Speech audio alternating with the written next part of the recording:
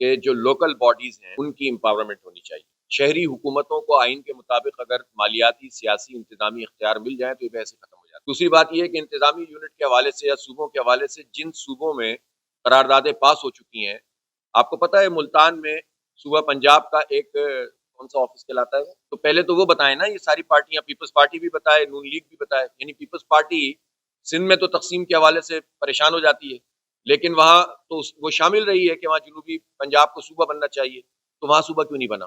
ہزارہ صوبے پہ تو کسی کو اختلاف نہیں ہے، وہاں صوبہ کیوں نہیں بنا؟ تو یہ جو باتیں ہوتی ہیں نا تقسیم کرنے کی، یہ در حقیقت کوئی ان کا یہ انٹینشن نہیں ہوتا کہ اس سے کوئی بہتری پیدا کرنا چاہتے ہیں، بلکہ یہ لڑوانا چاہتے ہیں. ہم صوبے کی بحث میں لگ جائیں، سندھی مہاجر تصادم پیدا ہو جائے اور یہ پھر مزید مزے کریں، ان کی دکانیں چلتی رہیں.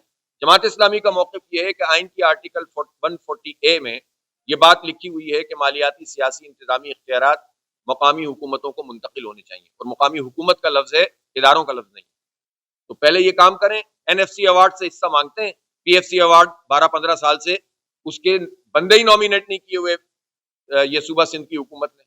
اگر PFC ایوارڈ میں تمام اداروں کو، کراچی ہو یا حیدرآباد، لاڑکانہ ہو یا شکارپور، جیک آباد ہو، شداد کوٹ، سب کو اگر پیسے مل جائیں گے اور با اختیار بنا دیا جائے گا اور ادارے ڈیوالو ہو جائیں گے تو آپ سے آپ یہ مسئلے ختم ہو جائیں گے. تو یہ کام وہ لوگ نہیں کرتے.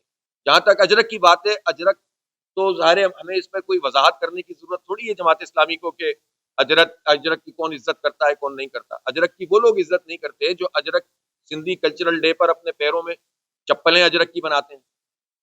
وہ عزت نہیں کرتے کہ جو موزے اس کے بناتے ہیں. وہ عزت نہیں کرتے جنہوں نے نمبر پلیٹیں بنا کر کیچڑ میں جاتی ہے گاڑی، اور اس اجرک کو وہ سیاست بازی کے لیے استعمال کرتے ہیں. اجرک کوئی کسی سندھی مہاجر کی تو نہیں ہے، یہ اجرک تو ایک عزت والی چیز ہے. اگر کوئی غلط نمبر پلیٹ کے حوالے سے کوئی ایک غلطی کسی سے سرزد ہو گئی تو ظاہر ہے وہاں اس وقت جو ہے وہ جماعت اسلامی کے ہمارے MP نے باقاعدہ کہا ہے کہ ہم اس پہ معذرت چاہتے ہیں، اور ہم بھی کسی صورت میں بھی یہ قبول نہیں کر سکتے کہ کسی سمبولک طریقے سے کسی چیز کی اگر کوئی وقار ہے، عزت ہے، تو اس کی توہین کی جائے. لیکن یہ ایک نوجوانوں کا احتجاج تھا، اس میں انہوں نے نمبر پلیٹ کو اس پہ لگایا تھا. لیکن میں نے تو دیکھا ہے بعد میں یہ جو گدا گاڑی کی ریس ہوتی ہے، فلاں ہوتی ہے، اس میں تو باقاعدہ اجرک کے انہوں نے وہ پٹے بنا کر لگائے ہوئے ہوتے ہیں.